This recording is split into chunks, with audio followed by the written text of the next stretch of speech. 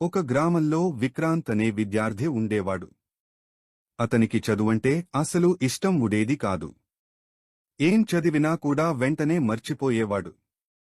ఒకరోజు విక్రాంత్ని అతని గురువు దగ్గరకు పిలిచి ఇలా అన్నాడు. విక్రాంత్, నీ దృష్టి చదువుపై ఎందుకు ఉండడం లేదు?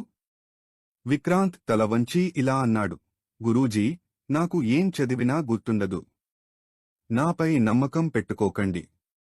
గురువు నవ్వుతూ విక్రాంత్ని ఒక ఖాళీ రంధ్రాలున్న గొట్టంతో నీటి బావి వద్దకు తీసుకువెళ్లి, ఈ గొట్టాన్ని నీటితో నింపి తీసుకురా అన్నాడు. విక్రాంత్ చాలాసార్లు ప్రయత్నించాడు, కాని నీరు గొట్టం లోపల ఉండదు. ఇక విసిగిపోయి వెనక్కి వచ్చాడు. అప్పుడు గురువు ఇలా అన్నాడు, గమనించావా? నీ చేతిలో ఉన్న గొట్టం ఇప్పుడు ఎంత శుభ్రంగా ఉంది? అది విని విక్రాంత్ ఆశ్చర్యపోయాడు. అదే విధంగా చదువు కూడా. నీవు ఏం నేర్చుకున్నావన్నది కాదు, ఆ ప్రయాసలో నీ మనస్సు శుభ్రపడుతుంది. అదే నిజమైన విద్య. ఆ రోజునుంచి విక్రాంత్ మారిపోయి చదవడం మొదలుపెట్టాడు.